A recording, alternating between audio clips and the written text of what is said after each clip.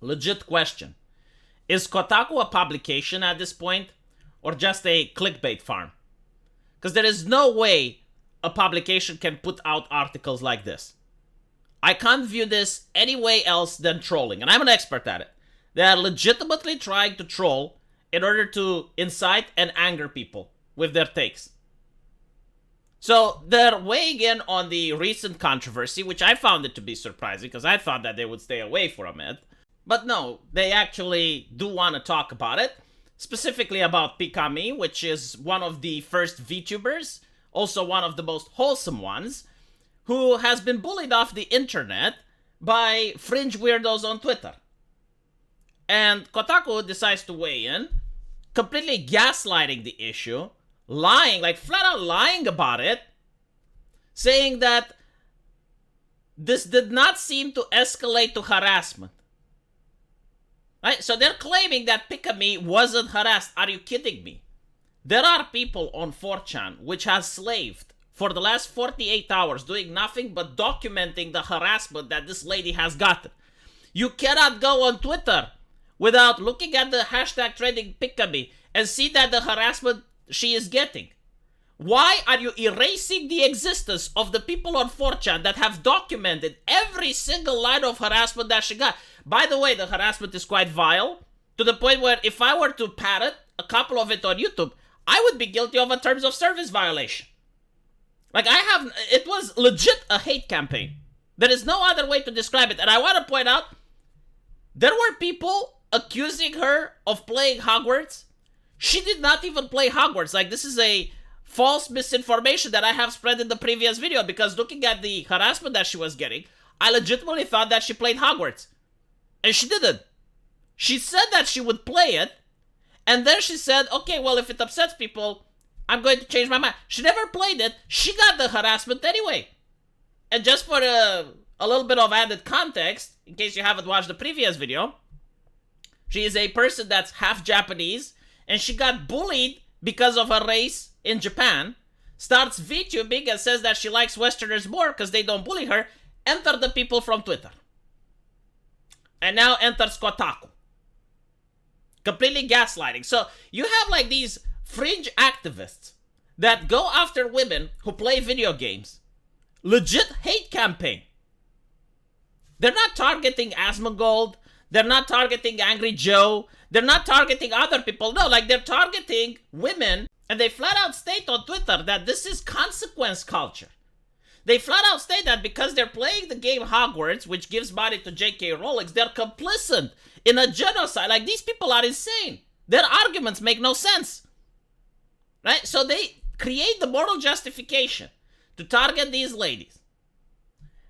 And now that people are upset, and people are, rightfully so, issuing a backlash, Kotaku is saying, well, why are people issuing the backlash? Why? Because, like, there was no harassment. Nothing happened, despite the fact that it is impossible to go on Twitter without seeing the harassment. I refuse to believe that the person in charge, Cici Yang, I do not believe that Cici did not do the journalistic investigation. Because it's impossible, you know? This is not some fringe esoteric stuff that happened on a corner of the internet. You cannot look at the whole Pikamee controversy on Twitter or anywhere else without seeing the logs of harassment that she has gotten. And by the way, there are so many that I would need to buy another hard drive just to be able to download all of them.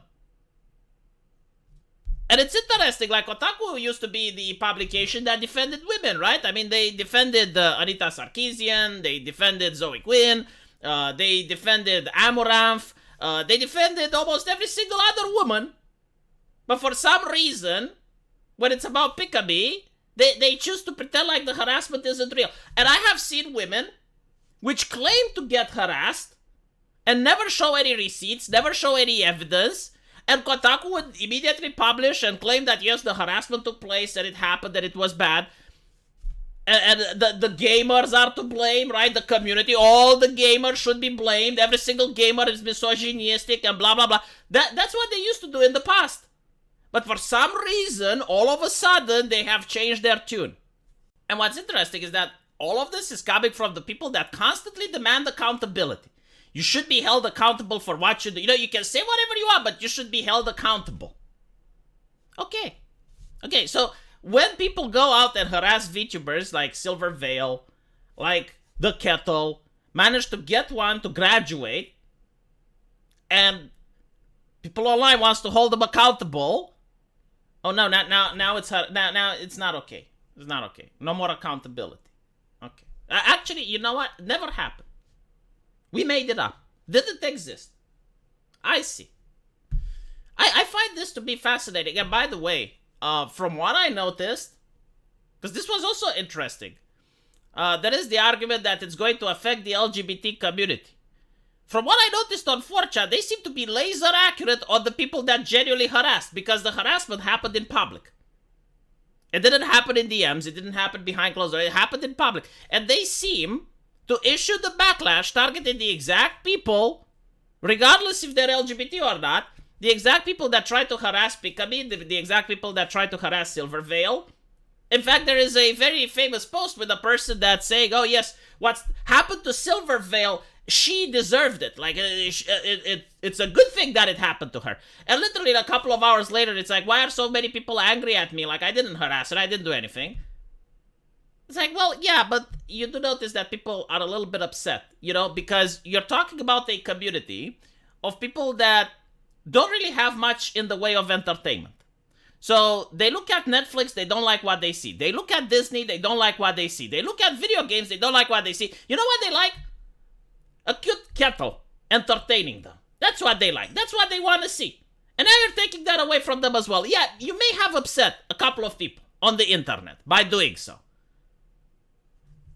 Not to mention, you have individuals that may be in a dark place in their life. I mean, if you look at the comment section of Pikamee, you will see how many say, like, oh, I was very depressed. Oh, I was being in a very dark place. I was having dark thoughts.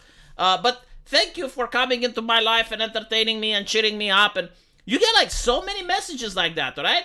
So imagine the mindset of that person. And now you're taking away the ray of sunlight that they had in their life. You're taking away the one thing that they enjoyed, and for no good reason. Why? Because they played a video game.